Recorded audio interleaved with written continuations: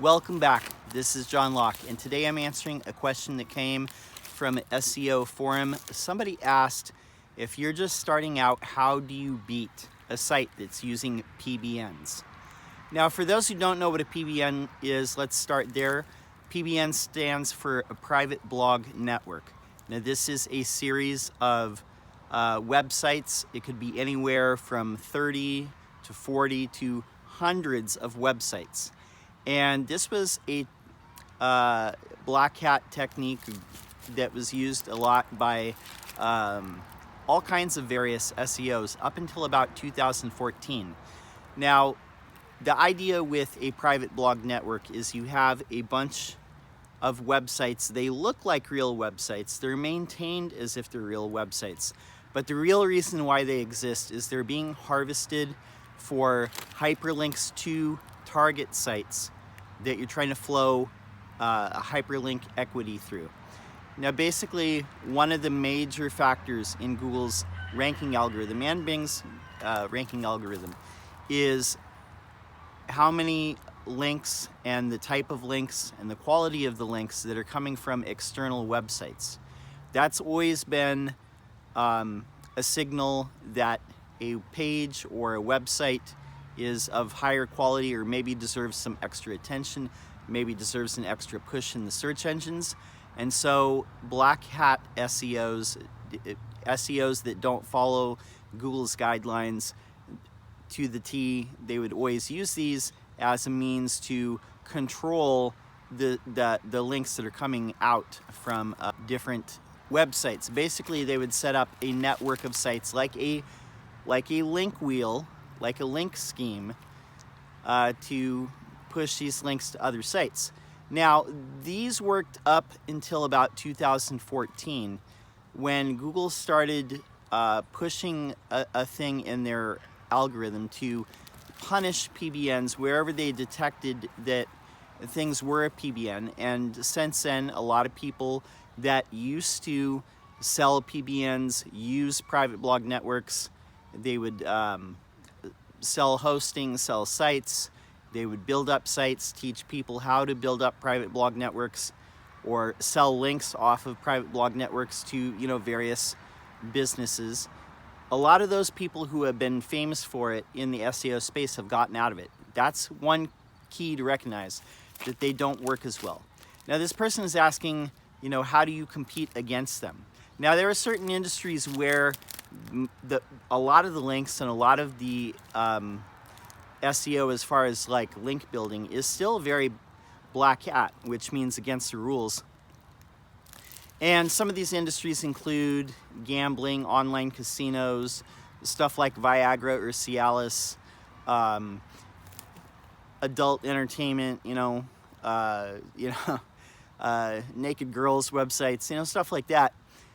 So in a lot of these industries, most of the links are still they're link schemes. They're against Google's rules. They're black hat.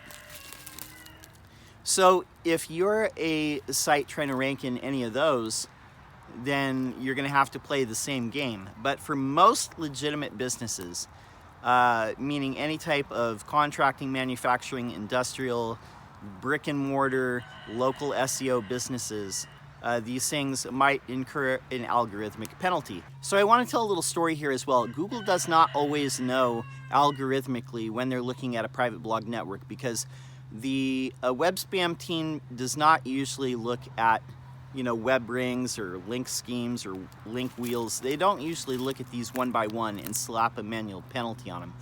They look at these things algorithmically, and they basically say, if it fits all these criteria, then it's probably a private blog network, and we're going to try and penalize it. Or not penalize it, I should say devalue all the links that are coming from it. And the links that are coming from it are basically worth zero.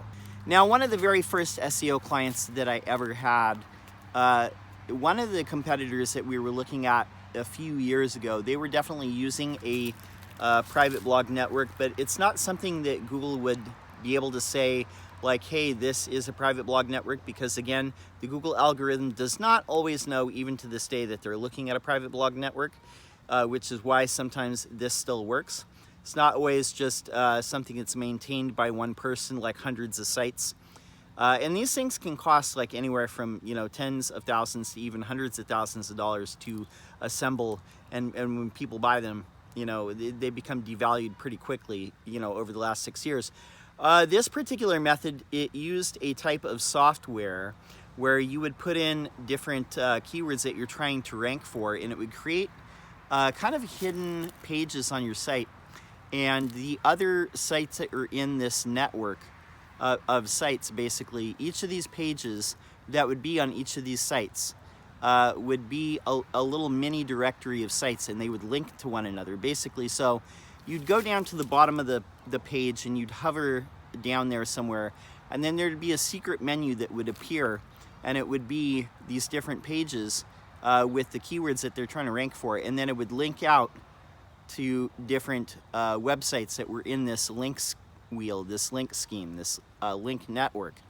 And so they would be getting links back, and then you would be linking to other sites. Now, one thing that I did notice is this competitor, they at one time were ranking in the top 10 for pretty much all the search terms, all the keywords that we were going for. Nowadays, I very rarely see them in the top 10. They're usually on page 2, sometimes they're on page 3 for a lot of these things. So over time, Google has devalued some of the links. Now, do people still find what they're looking for on that website? The answer is, yeah, they can still find what they're looking for. So it's not like they're penalized all the way down to not ranking at all. I think that they may have cleaned up some of the stuff. Maybe some of those links have gone away. Maybe some of those sites are no longer in that network because the sites that were in that particular network are not, you know, seeing the returns that they did at one point, because maybe Google has started to figure it out, and the algorithm is started to figure out that these are manipulated links. But back to the original question, like, how do you beat a site that's using a PBN? Well, the first thing that you're going to want to concentrate on is having the right content, the content that matches the search query. So have that on the page that you're trying to rank. You can't just put any old content out there and expect it to rank for the keyword that you're trying to hit.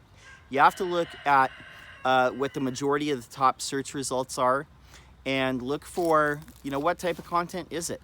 What appears on those pages, and match that same search intent. And we talk about this all the time, but, you know, some keywords are selling keywords, some of them are e-commerce keywords, some of them are informational keywords. So if everything that's on page 1 is a blog post, then you got to do a blog post.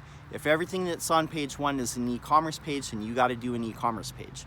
That's the easiest way to explain it, but have the right content on the page. The second thing that you're going to want to do is try and get links that are legitimate and actually real links and not manipulated links. So you might have friends within the industry, you might have relationships within the industry, and you might be able to work out some sort of thing where you help each other out. Maybe a friend of yours will help you and link to a genuinely good piece of content. Third thing you can do is promote that piece of content on social networks, on LinkedIn, Twitter, Facebook, whatever. You know, maybe some people will link to it from there.